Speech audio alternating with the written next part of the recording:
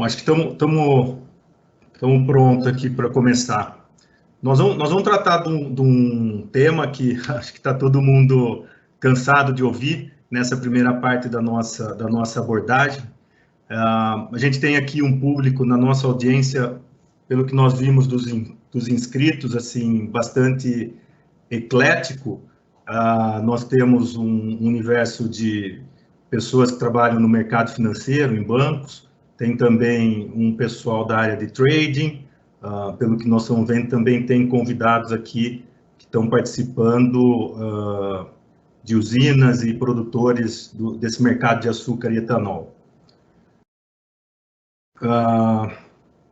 O Juliano vai organizar, para quem não conhece o Juliano, ele é o sócio que hoje está muito à frente do nosso negócio de finanças, dos projetos de investimento, principalmente. Ele vai organizar as perguntas e vai trazer para o ar. Nós vamos procurar respondê-la durante a apresentação e reservar um tempo aqui para responder a todas elas, se a gente puder, no final da passagem aqui do tema. O William, que está conosco também, vai se concentrar mais em trazer para a gente, depois de nós olharmos esses cenários para o Covid, os reflexos que a gente mapeou para o mercado de etanol, procurando chegar a uma conclusão a respeito dos preços, olhando para a paridade e aspecto também relativo a como esses preços vão influenciar a produção de etanol. Acho que vamos começar. Essa é a agenda que a gente tem aqui para hoje. Eu vou passar ela para a gente ficar com um raciocínio bem organizado dos aspectos que nós vamos tratar. Nós aqui, inclusive, discutimos entre nós a importância de se dimensionar qual o tamanho do impacto que o Covid vai dar em termos de parada. Quanto tempo nós vamos parar? Nós vamos parar um mês? Nós vamos parar 2 meses? Acho que sobre a parada ninguém tem dúvidas. Então, nós vamos trazer aqui algumas informações que nos ajudam a dimensionar o tamanho da parada. E ela é importante porque é a partir dela que nós vamos conseguir estimar ou ter alguma diretriz de quantificação na queda que nós vamos ter na demanda de combustíveis, tá bom? Aí nós vamos fazer o tamanho da oferta, vamos olhar essa sensibilidade de mix, já falei, vamos passar pela paridade, vamos olhar para a gasolina no mercado internacional, abrir o ponteiro aqui que fica melhor. Vamos passar pela gasolina no mercado internacional, trazer ela para o Brasil. A partir daí é que a gente vai formar, então, os cenários de preço do etanol, tá? E aí, importante de novo, em função desses preços, a gente tem reflexos com relação ao açúcar quanto à produção. E a gente finaliza com algumas considerações finais, tá?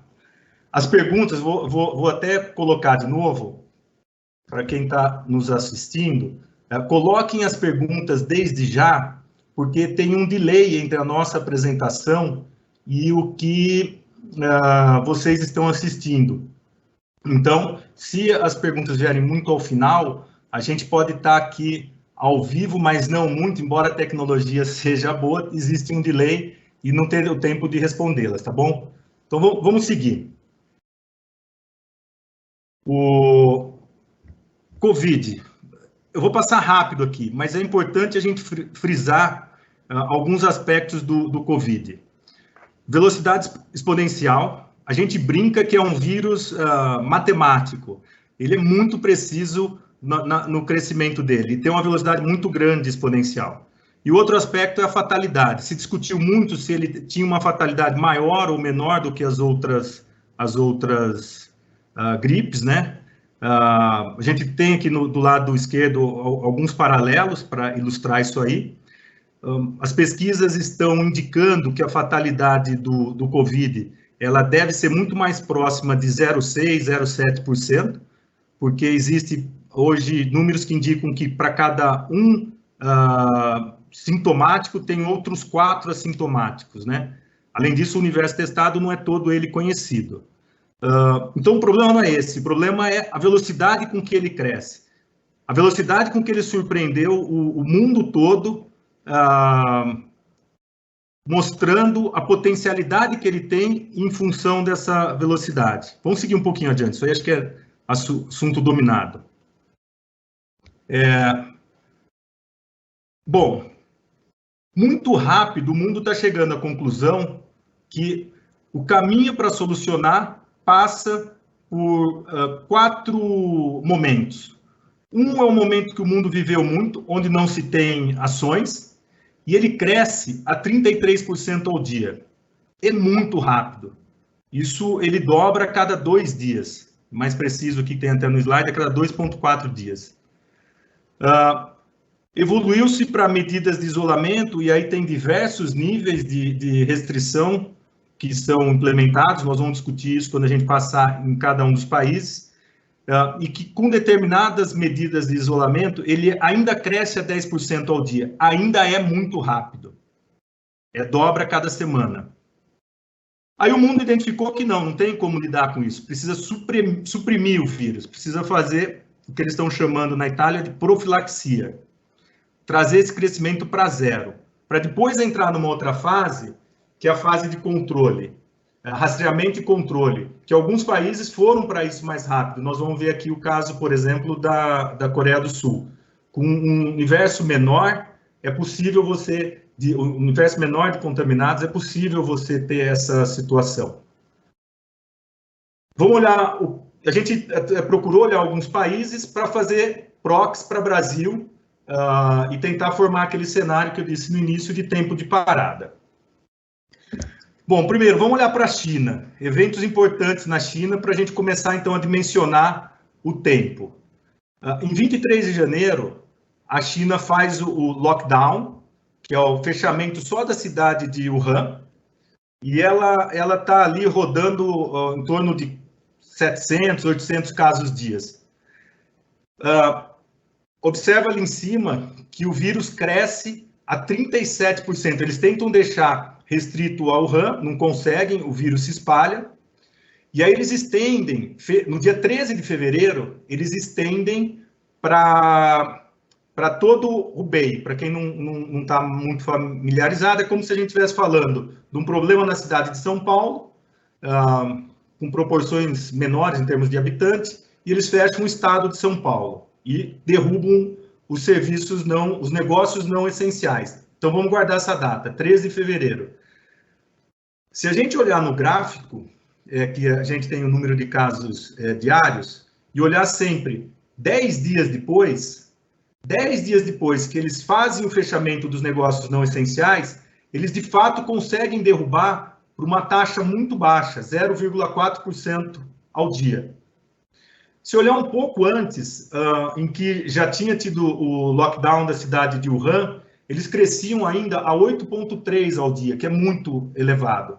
Então, eles crescem a 8,3 ao dia, tomam medidas mais duras, que são no dia 13 de fevereiro, aí eles trazem para 0,4, rodam um ciclo de 10 dias de contaminados, que estão isolados. No segundo ciclo, eles derrubam o número para perto de 100 casos por dia.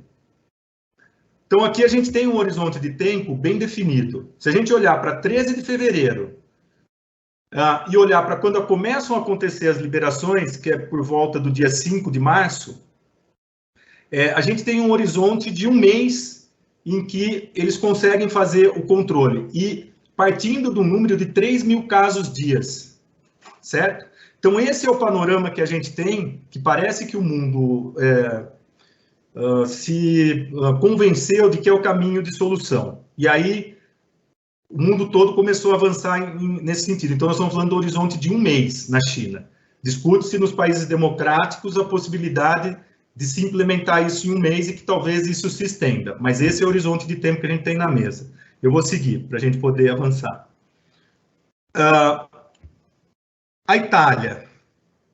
Situações semelhantes. O isolamento social, no início, não muito provocado pelo governo, mas, de novo, a gente vê os 3 ciclos, crescendo a 33%, quando não se faz nada, população se conscientiza, tem o lockdown para o norte, vem a 16%, e aí, importante, também talvez essa informação não seja tão disponível, a Itália crescendo suficiente, fazem primeiro um movimento semelhante ao que está sendo feito aqui no Brasil. Fecham somente o comércio não essencial. Fecham o comércio e as indústrias são mantidas. O que acontece? 10 dias depois, o número cai para 5%, que ainda é elevado. O que o governo da Itália faz? Aí ele derruba uma parte da indústria. Eu, conversando com uma colega, até porque nós procuramos colher a sensibilidade dos locais que estão vivenciando, o número que a gente tem hoje é que 57% da indústria da Itália está em shutdown. Tá? A gente não tem o final da curva da Itália. Nós estamos fazendo uma proxy da Itália, depois que ela faz o shutdown da indústria, que esse número vai cair significativamente para vir para 1,8% ao dia, e num segundo ciclo, repetindo a China, vir para o número de casos muito baixo, chegando aí a 100 casos dia. Então, Itália, vai ser muito importante a gente acompanhar os próximos 3 ou 4 dias dos números de Itália, porque eles vão mostrar a resposta à supressão. Vai ser muito importante. Pegamos Itália e falamos assim, bom, vamos entender o final da cauda. Quando tem a supressão, como que as coisas funcionam? E aí a gente olhou para a Coreia. Vamos olhar um pouco Coreia. Na Coreia do Sul, tem um caso que é emblemático, também talvez pessoas aí já tenham lido, mas vale trazer aqui para a gente. Antes eu vou pôr um outro ponto, que se fala muito. A Coreia testou muitas pessoas, é verdade. Mas provavelmente a Itália testou mais ou igual à Coreia. Qual que é a diferença? A Itália testa os sintomáticos, como a gente está testando aqui. Como que foi feito na Coreia? Eles testaram os assintomáticos. Então, o número de testes na Coreia, que a gente tem informação, é alguma coisa entre 300, talvez chegando a 400 mil testes. Na Itália, provavelmente já testaram esse universo, só que são 100 mil casos. Então, o que acontece? Quando o número de casos é baixo, é possível, com uma quantidade de testes menor, você fazer o rastreamento e testar os assintomáticos. É essa fase, e o controle, uso de máscaras, e se olhar as fotos e imagens que a gente tem da Coreia, a gente enxerga isso. E, lógico, ainda conviver com determinadas restrições. Mas aí você passa a ter controle e ganha tempo para que outras coisas aconteçam. O avanço dos medicamentos, uma eventual vacina, aumento da infraestrutura, que é aumento do número de testes disponíveis, o aumento de produção de máscaras, e por aí vai. Aí olhamos para isso e falamos assim, vamos ver como que isso pode ser uma fotografia para o Brasil. Né? Vou ficar aqui no slide do Brasil, mas eu vou, só para comentar, porque eu acabei me esquecendo, do caso 31 na Coreia, que é uma pessoa que é testada positiva e ela vai à igreja. E aí, na igreja, é que faz aquela exponencialidade da Coreia crescer um pouco, e aí, na sequência, eles testam um universo grande de pessoas da mesma religião dessa pessoa e conseguem daí trazer o controle. Fechamos aqui, vamos olhar para o Brasil, com proxies de China e Itália. O que a gente entende que nós estamos vivendo? Primeiro, crescemos no primeiro ciclo a 32% ao dia, quando não se fazia nada, partindo da base do caso 100.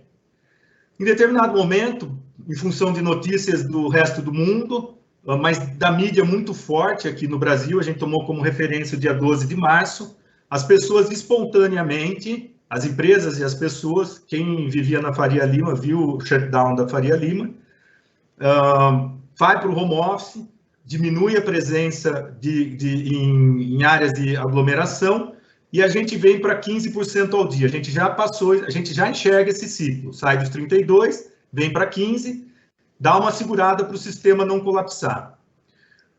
No dia 23, a gente tomou como base 23 e 24 como referência São Paulo, mas os estados se organizam e fazem o shutdown do comércio. Aqui a gente tem um ponto de diferença importante para frisar. Shutdown do comércio e não da indústria. Por outro lado, em comparação com a Itália, a gente faz isso com 1.960 casos. E a Itália faz falando em Brasil, com 50 mil casos. A gente vem num segundo ciclo, que a gente não sabe ainda que resposta nós vamos ter. Mas se for semelhante à da Itália, eventualmente a gente pode ter medidas mais restritivas para derrubar mais esse número. Por quê? Porque se a gente crescer igual à Itália, nesse segundo ciclo, a gente vai crescer a 5,4% ao dia. Então, aqui tem um ponto de dúvida. Bom, o Brasil começa mais cedo, tem menos números de casos, há necessidade de um segundo movimento restritivo? Não temos essa resposta, mas a gente considera essa possibilidade. Passado esse momento de mais 10 dias, a gente enxerga que essa situação vem para controle, que é o 0,4 ao dia, o número de casos caindo para 100 casos dia.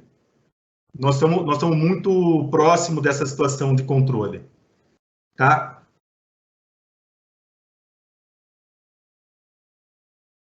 Gustavo. Travou. É essa quanto ao tempo para fazer a supressão.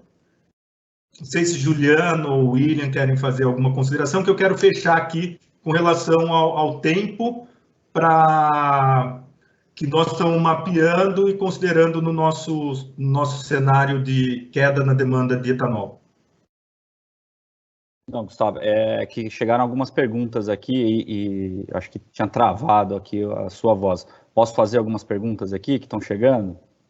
Pode mandar. Ó, a pergunta do Celso aqui, no caso da Itália, 5% de crescimento após medidas iniciais não é considerado alto, ou é considerado alto de forma geral, ou somente no caso da Itália, que já tinha um grande número de infectados? Vou organizar a resposta. Se vocês lembrarem, no início dos slides, nós tínhamos um número que a gente mostrava a exponencialidade crescendo a 10%. Crescer a 5% é um número exponencial também. Qual é o ponto que tem? Para se ter o controle, na nossa avaliação, do que nós vimos nos demais casos, você tem que ter um número nominalmente baixo. Então, crescer a 5%. A China tem oscilado, cresce 5% sobre a base de casos, mas como são 100 casos, em 10 dias você vai ter 1.000 pessoas infectadas, essas 1.000 pessoas não estão mais contaminando ninguém, e você tem o ciclo controlado. Você tem disponibilidade de teste para ser feito nos assintomáticos, você consegue manter o controle. Então, por isso que vem para a gente a dúvida com relação ao Brasil. Se os nossos 5% estiverem acontecendo numa base menor, porque a gente começou mais cedo, e a gente acredita nessa situação, principalmente nos estados que estão fazendo controle fora do Brasil, e que se prepararem com teste para fazer a fase seguinte, e a população organizada, ou seja, não ter aglomeração, shopping, de fato, vai ter restrições, na nossa opinião, você convive com o controle. Então, não sei se eu respondi, o X é quantidade de casos. Se a quantidade de casos é pequena, dá para conviver com os 5%, porque você faz o controle. Se a quantidade de casos é grande, esses 1.000 casos dia, que representaria, digamos, 5%, vai ser 10.000 casos dali 10 dias, e você pode não ter a condição de manter na situação de controle. O que a gente tem de quem conseguiu fazer isso foi China, na fase final, Coreia, na fase final, Singapura, na fase final. Existem dúvidas sobre Japão ainda, se Japão não vai ter que aumentar as restrições, porque ele tem crescido exponencialmente. Outros países, Austrália, estavam achando que iam conseguir, não conseguiram, cresceu exponencialmente. Acho que responde. Responde. Mais uma bem rápida aqui, se você entende que os números do Brasil são confiáveis e se existe um alto grau de subnotificação nesses casos no Brasil. Tá. O que a gente procurou fazer para aumentar a confiabilidade na informação? Embora esse ponto de partida também pode existir dúvida. O número de mortes. Quando você pega a taxa de mortalidade esperada de 0,6%, ou vamos imaginar que fosse 1%, você pega o número de mortes, você multiplica por 100 e você tem o número de contaminados. Aí você aplica a curva de exponencialidade dessa pessoa que estava contaminada há 15 dias atrás e como não se fazia nada, você chega no número de casos. Então, o que a gente enxerga para o Brasil e para o resto do mundo, olhando mortalidade, a gente não está muito diferente. Itália e Brasil. A Itália tem uma população mais velha, o número deveria ser um pouco superior lá. Então, nos dá a impressão de que o Brasil está medindo igual à Itália, com um número de casos, de fato, muito maior do que o que é conhecido, que poderia multiplicar por 5 o número de casos, mas é a situação do resto do mundo em que a gente teve. Na China não foi diferente. Se voltar no slide da China, a China também tem um pico num determinado momento, porque ela muda a forma de diagnóstico. A gente até teve que dar um corte no gráfico. Mas o que tem de...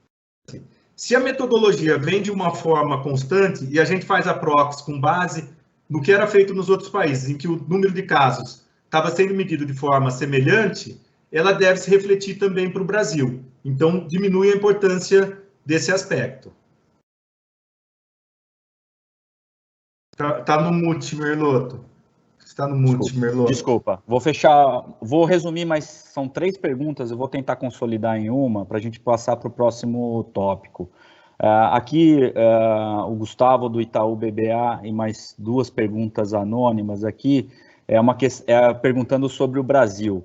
Se você acredita que, sendo subnotificado, ou seja, existem mais casos, se o governo vai postergar a parada das atividades, e a outra pergunta aqui, se realmente vai existir necessidade dessas paradas e quanto tempo poderíamos esperar. E a terceira já houveram paradas, inclusive das usinas de etanol em alguns estados dos Estados Unidos, se vocês acreditam que isso também pode acontecer no Brasil.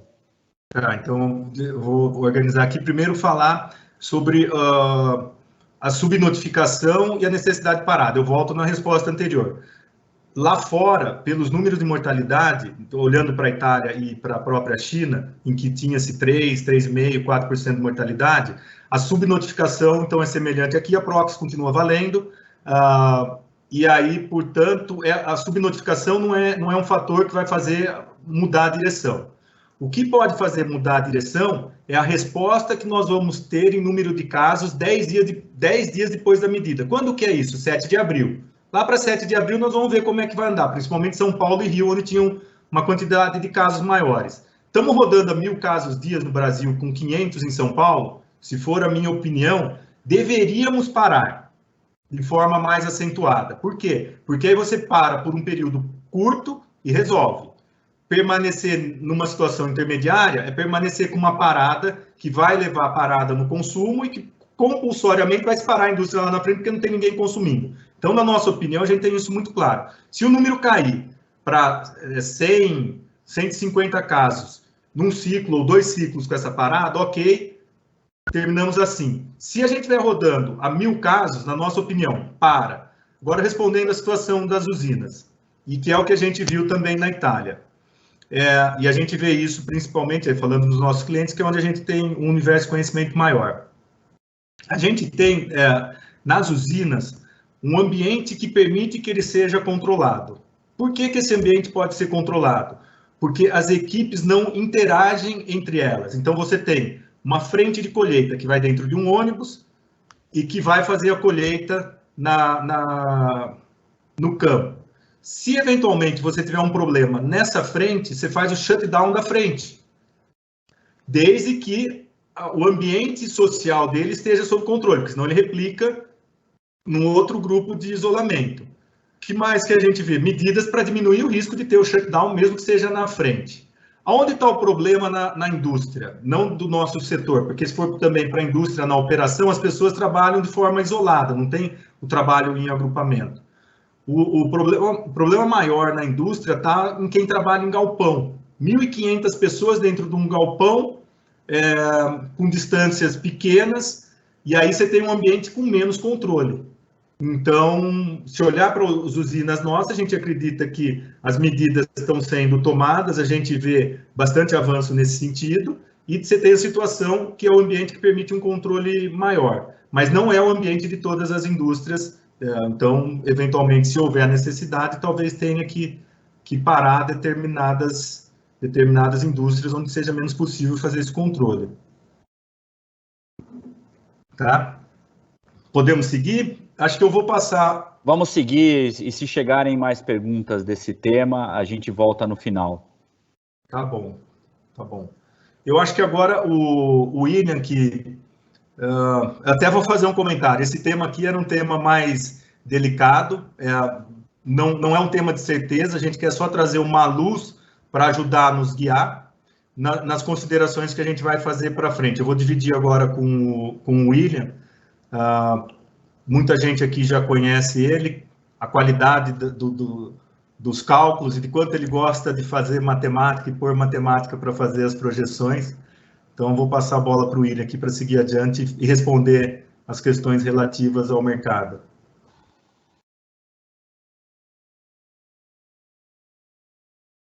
Olá, tudo bem? Boa tarde a todo mundo. Obrigado, Gustavo, Juliano. Então, basicamente, todo esse esforço aí, não só nós, mas quase o time todo, nos últimos dias, buscando dados, informações, artigos técnicos, para a gente formar um pouco do consenso do impacto que isso tem em termos de parada e voltar para esse aspecto aqui, que é a demanda projetada de combustíveis para o Brasil diante desse cenário, né? Que é uma das peças-chaves para a gente montar lá o quebra-cabeça de chegar e enxergar alguns cenários para etanol e também açúcar para esse ano e para o ano que vem. Bom, de maneira geral, a gente fez as seguintes considerações aqui. Bom, primeiro pegando qual é o impacto em termos de dia útil de um isolamento ou de uma estopada no mercado de combustíveis como um todo, e da população, e a gente pega como referência a proxy aqui a greve dos caminhoneiros do ano passado, que a gente conseguiu jogar aqui e mapeou o impacto de 2,8% por dia útil. A greve teve 10 dias, mas a gente considerou só 3 dias úteis como efetivos e calculou o impacto disso por dia útil, a gente chegou em 2,8%. Depois disso, olhamos a participação de São Paulo e do Rio de Janeiro no consumo total, que são 2 estados que devem enfrentar por uma restrição, no nosso entendimento, um pouco maior. Então, são 38%. Então, a gente considerou que a parada mais drástica deve acontecer em 32 dias úteis para São Paulo e Rio e em 15 dias úteis para os demais estados. Basicamente, 1 ciclo e 2 ciclos aqui, conforme o Gustavo explorou ali nos slides anteriores.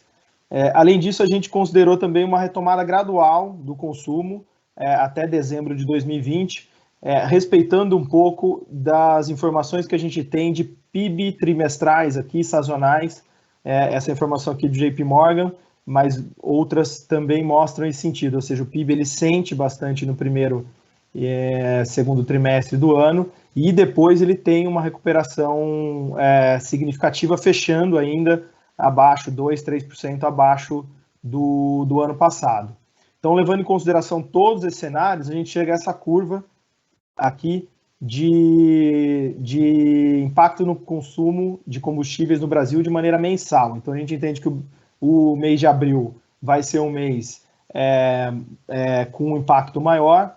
Em maio também tem alguns dias de paradas e depois, gradualmente, vai sobrando somente o impacto recessivo. E aí a gente está com a premissa de zerar lá em dezembro, mesmo com alguns dados mostrando que pode ter alguma recuperação no final do ano em função dessas paralisações. De maneira geral, a gente chega numa situação ponderada para a safra de uma quebra de 6,1% do mercado de combustíveis. Geral, né, global, né, combustível do ciclo Otto. Nós vamos fazer mais à frente algumas sensibilidades a esse número, mas por enquanto eu gostaria que vocês guardassem somente esse número para a gente seguir. Então a gente fecha aqui com uma chave que é a demanda de combustível para o ano, chegando aqui totalizando em 50 milhões de litros. Agora, a gente passa para mapeamento do tamanho da oferta de combustível, ou seja, como é que a oferta reage a esses impactos. Bom, do ponto de vista geral de cana, aqui já é um consenso, não tem muito o que se dizer, a produtividade vem boa, o clima vem bom, e isso aqui, esse aumento da produção de cana já é um consenso de mercado. A dúvida maior é a capacidade e a quantidade de migração desses produtos para o etanol e para o açúcar. A gente trouxe aqui dois cenários, né? Um cenário onde, eu vou voltar aqui no açúcar, né? Um cenário onde a produção de açúcar ela cresce com relação ao ano passado, mas ela atinge um patamar médio, aqui de 33,5 milhões de toneladas, e um outro cenário de máximo de açúcar, que no nosso entendimento seriam 37 milhões e meio de toneladas para o Centro-Sul. Aqui está Centro-Sul, tá? O gráfico está Brasil, mas no Centro-Sul. Por quê? Porque a gente tem observado prêmios elevados para o açúcar, especialmente no cenário de curto prazo. Aqui está pegando a média da safra, no final do período você tem até uma melhora, mas a curto prazo você tem prêmios que chegam a 20%, 30% de açúcar. Então, a tendência é que a gente se aproxime do cenário hoje, considerando o cenário de hoje, né, açúcar e petróleo, de 37,5 milhões de toneladas de açúcar. E o que isso reflete no mercado de etanol? Bom, basicamente a quantidade de cana é mais ou menos estável, a subida de 33% de açúcar reflete numa queda de 35% no mercado de etanol hidratado combustível, aquele que vai direto na bomba, né? Então, essa vai ser, ou tende a ser, a resposta do setor para aquela queda de demanda que a gente viu ali.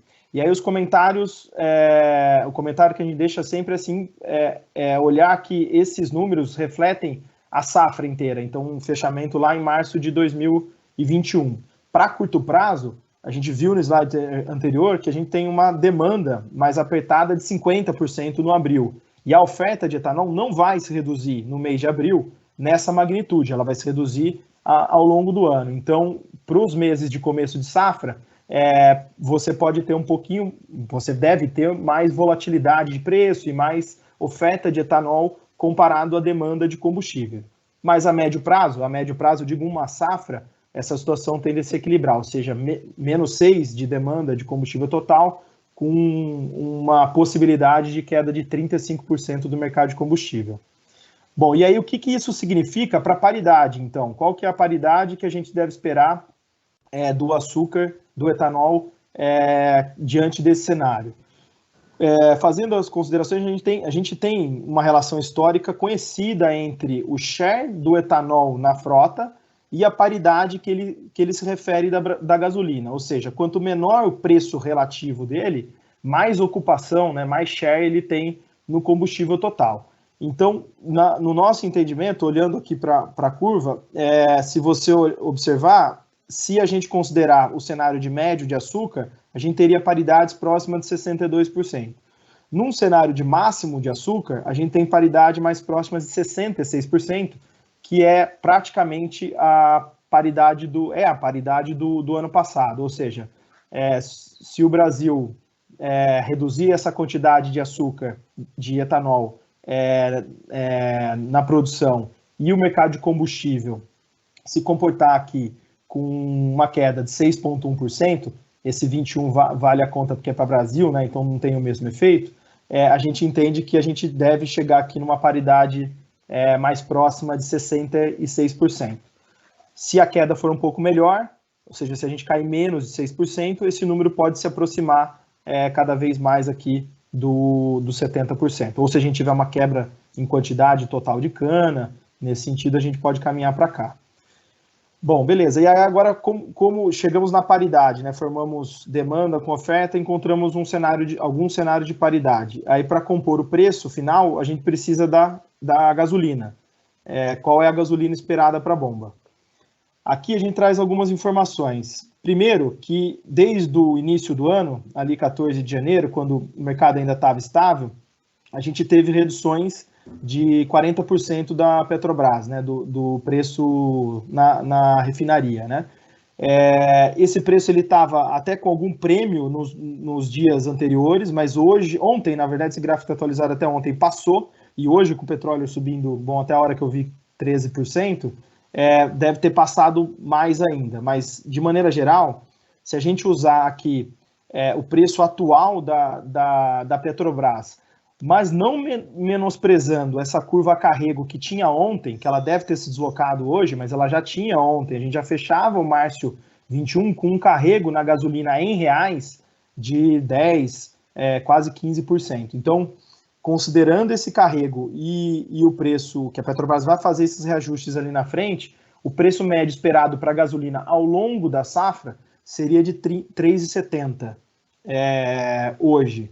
Se a gente tiver um reajuste de 4%, um pouco mais. Se tiver de 15%, que é o que está hoje, né, com 17%, né, 14% com os 4%, quase 17%, a gente tem mais preço ainda. Mas, de maneira geral, a gente tende a olhar agora aqui e trabalhar a sensibilidade em cima dos 3,70 de preço na bomba. Ou seja, quais são os cenários de preço que a gente encontra diante dessas sensibilidades? Bom, a gente trouxe aqui alguns dados sobre sensibilidade do crescimento do ciclo Otto, que a gente estava trabalhando no cenário base com menos 6,10, e aqui o cenário de máximo ou mínimo ou médio de açúcar. Então, na verdade, o 1,89 acaba sendo o cenário do meio aqui, né? O cenário do meio da nossa sensibilidade, que considera que a gente vai fazer o máximo de açúcar e vai ter uma quebra de 6,10% no consumo do ciclo Otto. A gente pode enxergar aqui preços desde R$ 1,67 até R$ 2,00, dependendo do nível de sensibilidade, sempre considerando aqui os 3,70 na bomba. Para fazer a conta de maneira rápida, a gente usa sempre que os 10% na gasolina A, que é o petróleo, refletem em média 3% na gasolina C. Então, dependendo do cenário, vocês podem fazer a sensibilidade de vocês. Mas, assim, ontem a gente teria mais 3 centavos aqui em cada cenário se colocasse o preço da gasolina conforme o mercado internacional, se a Petrobras. Eu acho que no próximo aqui a gente tem algumas informações sobre o mercado de açúcar, como é que ele se comporta. Primeiro, vou passar o gráfico à direita, que no nosso entendimento, mesmo com as 4 milhões de toneladas adicionais que viriam desse cenário maximizado para açúcar, o mercado de açúcar ele não entra num superávit. Nosso número aqui perto de 2 milhões de toneladas de déficit, né? Então, mesmo com essa quantidade a mais de açúcar, a gente não tem um superávit esperado para açúcar, como foi na safra 17-18. Além disso, apesar da gente ter observado uma queda boa na safra 2020-21, os preços em reais não sofreram tanto, porque teve a desvalorização cambial, então em centos por libra-peso a queda é muito mais significante do que em reais. A gente tinha preço perto de 1.350. E esse preço, ele nada mais é do que quase a média da nossa média histórica, a média que nós temos aqui adaptada para os preços do setor, né?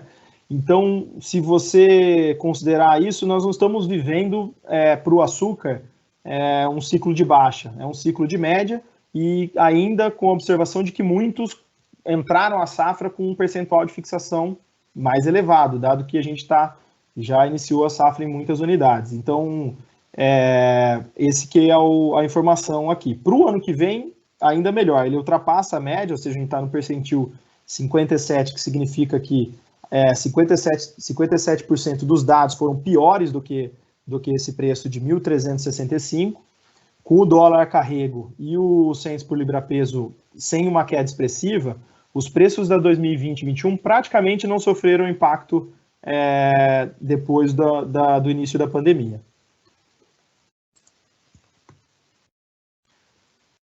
Por fim, a gente traz a combinação de preços do açúcar e do etanol no ciclo dos últimos anos. Isso aqui é trazido para a TR equivalente, então a combinação dos dois produtos, considerando o mix médio do setor. Aqui a gente vê esse preço chegando a R$ 1.056 por tonelada, uma queda perante o ano passado foi perto de 1.100, mas ainda assim longe de alguns vales que a gente teve de ciclo. Aqui não tem os outros anos, mas a gente já teve preços piores conforme a gente pôde observar no slides anteriores, e com ainda a possibilidade de fazer fixações, de observar o mercado de curto prazo,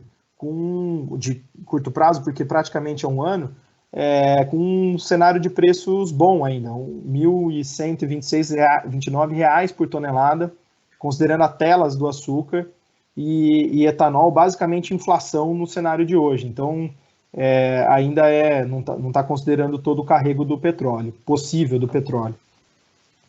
Além disso, o setor terá como obter custos menores, né? Os custos de diesel, custo da cana com parceria e o custo financeiro também, sempre observando que esse custo financeiro com relação ao carrego da dívida, então talvez a dívida nova, os financiamentos novos tenham ficado mais caros por conta do spread de crédito, mas os financiamentos antigos, que são com certeza a maior parte do estoque de dívida do setor, vão ficar mais barato com a queda da taxa Selic. Além disso, diluição de custo fixo em função da maior produtividade.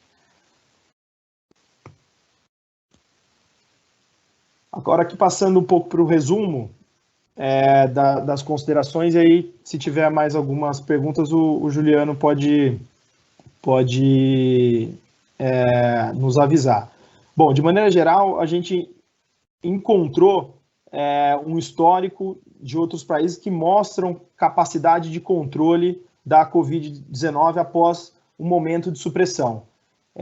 Esse fato vem sendo tido como uma novidade boa para o mercado, né? Depois, o setor tem uma resposta bem significativa aos impactos de demanda.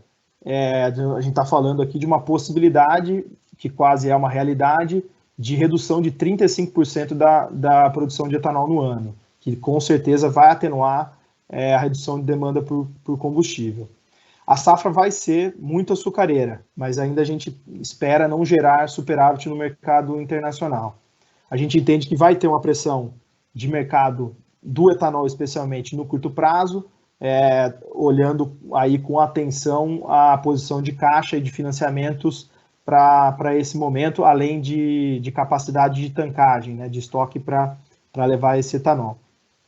E por fim, existem alguns pontos positivos que a gente não mapeou e não considerou na análise, que se referem basicamente à política fiscal do governo, a um novo cenário, né, que é um cenário de pandemia, onde o governo está procurando também se posicionar do ponto de vista de caixa para esse setor. E a gente tem visto a CID, principalmente, como um instrumento que ele pode quase fazer uma estratégia bem alinhada com esse momento, que é de pedir que as pessoas não saiam de casa, ou seja, uma taxação em cima de combustíveis, pode trazer para aquelas pessoas que não podem ficar em casa, vai acabar tendo um custo adicional, mas ele pode arrecadar esse dinheiro para fazer transferência de renda do jeito que ele achar melhor. Então, a gente entende que a conversa de CID é uma conversa que casa bem com esse momento do governo, e então várias reuniões para tratar sobre o assunto, além de outros assuntos fiscais. Acho que era esses pontos principais, Merloto. Tem algumas perguntas aqui, William.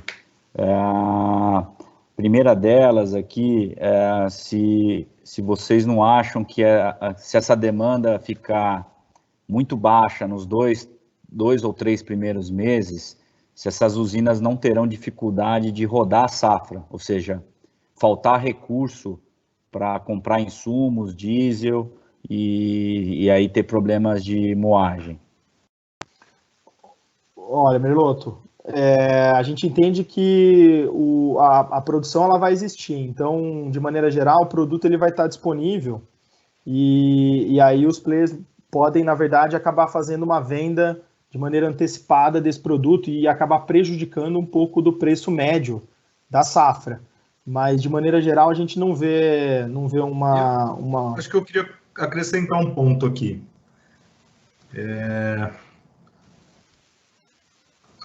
Uma questão que fica é assim, Se for olhar durante a safra, o que se comercializa normalmente de etanol, mês a mês, é metade da produção. Você produz e comercializa, produz em 6 meses, de maneira simplificada, e comercializa em 12 meses. Então, mesmo com uma redução muito grande de demanda, é mais ou menos o mercado que se tinha anteriormente. Óbvio, vai ter mais pressão, principalmente aquelas usinas que têm o problema de fluxo de caixa, e vai derrubar o preço. Mas a gente não enxerga como a proporcionalidade do número pode parecer. Caiu 50% da demanda. Não, é forte, é a metade do que tinha de mercado o ano passado, né? Provavelmente essa briga vai estar entre aqueles que precisam fazer o fluxo de caixa. Vai ter metade do mercado para fazer o fluxo de caixa. Mas os players que tinham liquidez e que já carregavam, ele vai continuar não vendendo nada no início de safra. Acho que Juliano e o William concordam comigo. Vai continuar não vendendo nada no início de safra, vai carregar e vai vender no final de safra, muito provavelmente, inclusive, com preço médio superior a esse que a gente colocou, né? Exato. Eu acho que poderia voltar aquela tela que tem o preço, o preço médio do etanol estimado. Acho que ficaria legal. Tem outra pergunta aqui. Primeiro, com relação ao etanol de milho. Os preços do milho em alta, e imaginamos que todas essas contas levam em consideração a produção de etanol de milho, né, no mercado de combustíveis.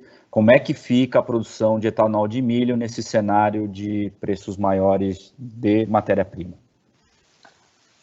Eu vou começar, o Gustavo pode completar.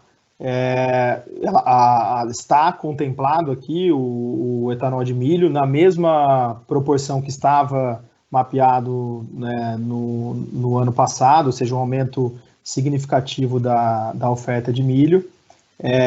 No nosso entendimento, os players de milho têm um custo marginal muito maior do que o custo marginal de quem tem o etanol de cana, porque o custo do etanol de cana, o cara vem formando oriundo desde o primeiro plantio, que ocorreu aí normalmente há 5 anos atrás, e o de milho tem um ciclo mais curto, e que aí o custo marginal acaba sendo um pouco maior, apesar do custo total ser um pouco menor. Então, com esses efeitos de mercado internacional de petróleo como um todo, afetando o etanol, e o milho não teve queda, por contrário, a margem, o custo marginal realmente baixou, mas aí tem que olhar caso a caso, play a play, porque não é generalizado, para ver qual que vai ser o comportamento. De maneira geral, nesses números, não contempla nenhuma redução dos 2,5 milhões de metros cúbicos previsto para etanol de milho para esse ano. Certo, então, se houver queda, esses números podem ser um pouco melhores em termos de supply e demand de etanol. Okay? Certo. Outra pergunta que vem aqui está com relação ao açúcar, né? Sobre a logística, vai se produzir mais açúcar, como é que ficaria a logística para exportar todo esse açúcar? E tem mais uma aqui que está relacionada, está aqui, e qual que é o apetite das tradings por esse açúcar adicional? Olha, assim, de maneira geral, a gente tem visto que o mercado de açúcar no mundo continua ativo, ou seja, as pessoas, óbvio que tem alguns fechamentos de indústria e tudo mais, mas a demanda por açúcar, ela continua ativa, e mesmo nos momentos mais restritos de fechamento de China, os portos continuaram abertos, o escoamento de açúcar continuou ativo. Então, de maneira geral, a gente entende que o momento é de entendimento, obviamente, do cenário, mas que não há nenhum, na verdade, há sim apetite para fazer esse açúcar ser distribuído. O setor depende aí nesse aspecto de transporte ferroviário, transporte rodoviário e de portos, que a gente entende que nesse cenário mundial até serão considerados também como setores essenciais, e eventualmente pode ter algum problema ou outro, mas de maneira generalizada não tendem a sofrer impactos significativos. O que pode acontecer uma concorrência com a safra de grãos. Não sei se era isso que você ia falar, Gustavo, mas... Eu ia falar um pouco do slide que você colocou anteriormente. A gente está vivendo esse aumento de produção de açúcar numa situação em que o mundo tem déficit. Se fosse numa situação diferente, aí o cenário seria outro, mas mesmo com o aumento, considerando 4 milhões a mais de toneladas, a gente tem um déficit de 2,2. Esse é um ponto importante. Óbvio, precisa ter atenção principalmente com frete terrestre, né, porque é um volume maior, e o William ia falar, eu estou antecipando o que você ia falar, viu, William? Da concorrência com grãos, que tem uma safra grande também de grãos, mas, pelo menos, de novo, no universo dos nossos clientes, e a gente tem alguns clientes com uma capacidade e flexibilidade muito grande, né, o que a gente viu é que esse açúcar está contratado, está ok, e sinal nenhum de que vai acontecer o contrário. Pelo contrário, né, até tem uma pergunta que a gente acabou não explorando, precisamos ver também como vai ficar a produção de açúcar na Índia nesse contexto todo, né, porque a Índia entrou em shutdown a semana passada, se não me engano, ou retrasada, num processo menos organizado. Não tem ainda informações para a gente pôr na mesa aqui. Então, em princípio, eu acho que esse não é o ponto principal. Pede atenção, é um volume maior, atenção com frete, novos contratos podem ter uma elevação, eventualmente, maior, mas não diríamos que é um ponto crítico. Tá, aqui em continuidade, sobre logística também, qual seria a capacidade de tancagem do setor e se isso seria um gargalo restringindo a velocidade de produção, ainda mais nesse cenário em que as distribuidoras estão segurando compras? De maneira geral, a gente vai viver por um momento de redução da oferta de combustível. Então, se você observar nos últimos anos, a gente chegou a quase 33 milhões de metros cúbicos nos últimos 2 anos. Então, assim, existe uma capacidade de tancagem confortável, ainda mais considerando esse cenário de aumento da oferta de açúcar. Assim, o número exato é difícil de cravar, mas algo em torno de 50% da produção do ano passado, e alguns players têm nível de estocagem muito alto, muito elevado. Então, não vemos isso com um problema pensando em 3, 4 meses de produção, de demanda um pouco mais restrita. Legal. Ligado a esse assunto, aqui tem uma pergunta Vou ajudar o William a deixar mais clara essa questão da estocagem, antes de você passar. A conta que a gente pode fazer é a conta de trás para frente. A gente pega o consumo de etanol que a gente projetou para março e traz esse consumo projetado para março para novembro.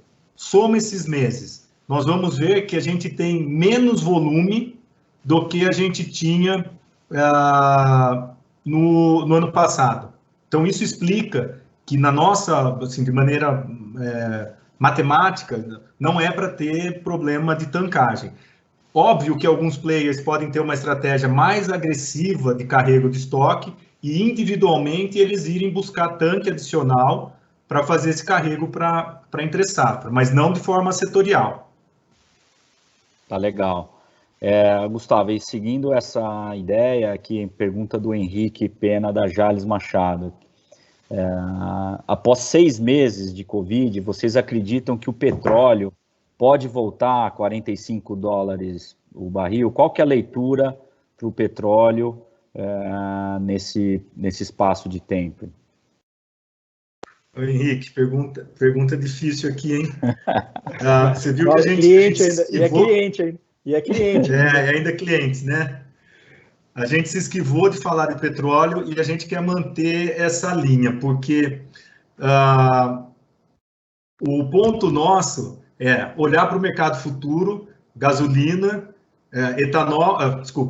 petróleo, gasolina e trazer para o Brasil. A melhor referência é onde o mercado de petróleo e de gasolina está hoje e trazer para o preço equivalente. De ontem, é tão difícil falar disso que de ontem para hoje, a hora que a gente abriu os slides, a gente estava com uma defasagem já de 10% que o mercado estava subindo, não estou up to date de agora.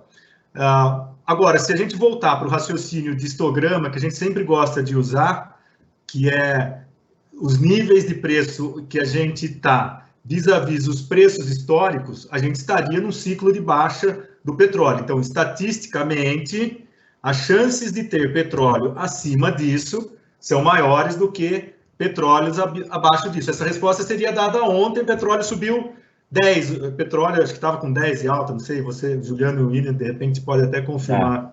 Subiu bem ontem.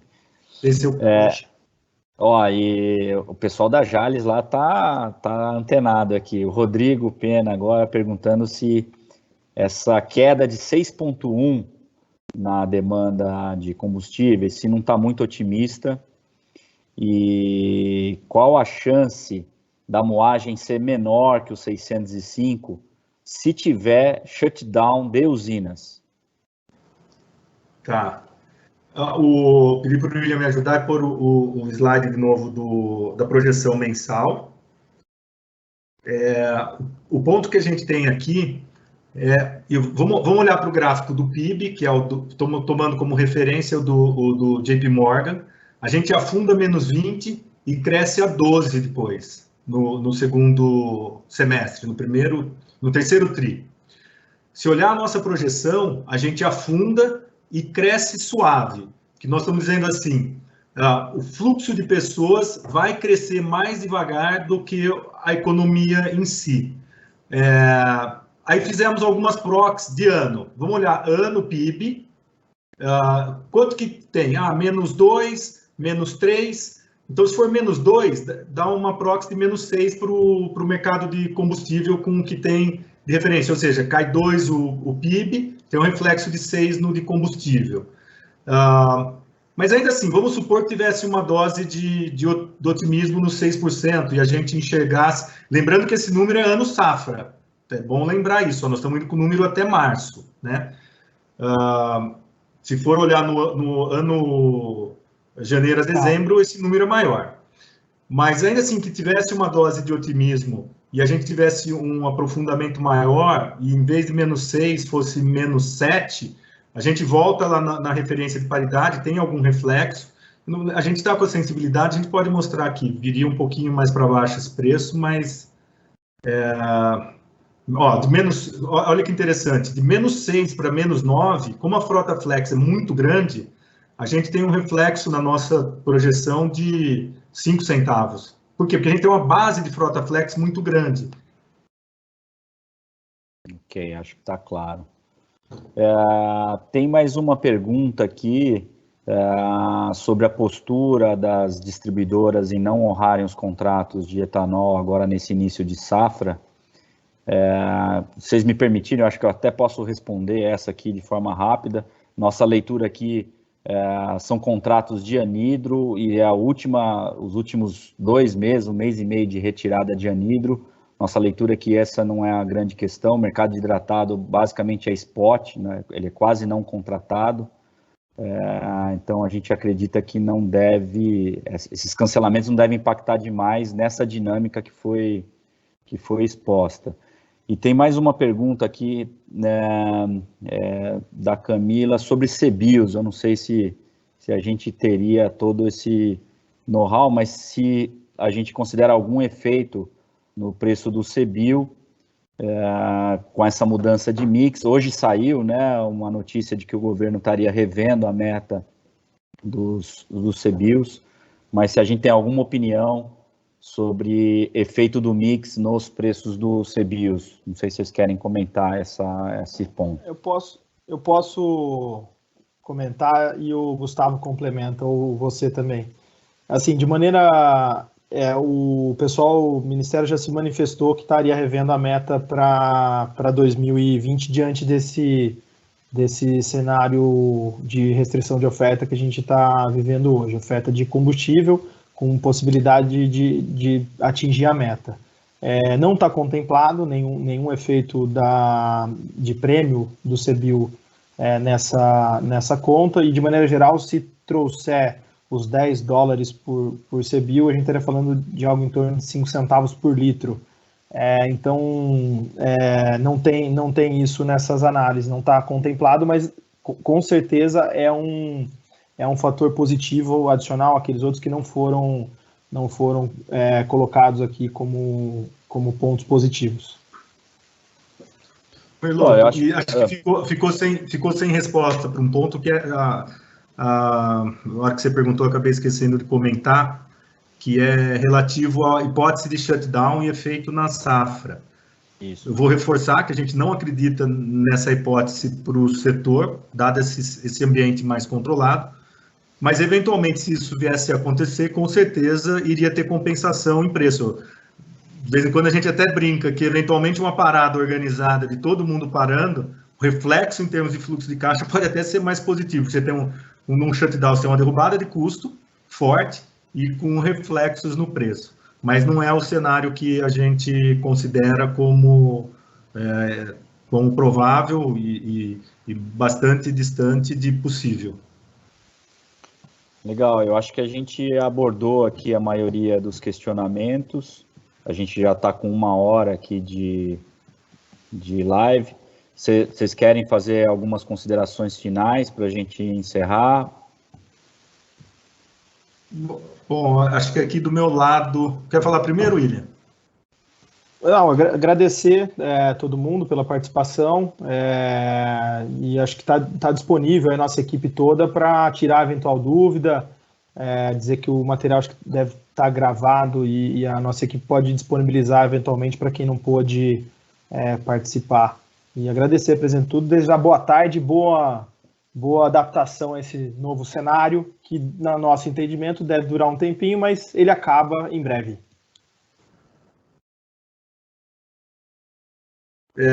Também na linha do William, e acrescentar que tem um universo de pessoas aqui que talvez a gente ainda não tenha tido a oportunidade de fazer essa discussão 1 a 1, com a facilidade agora do home office, que no final do dia para a gente ele está sendo uma ferramenta, inclusive, de facilidade. A gente está à disposição para explorar o assunto numa conversa mais restrita. Todo o pessoal está aberto para nos chamar. E vamos aproveitar a tecnologia. Hoje é sexta-feira, nós vamos ter que fazer um brinde, vai ter happy hour digital hoje na FGA, né? A turma que está esperando a gente daqui a pouco lá. Obrigado, pessoal. Até a próxima.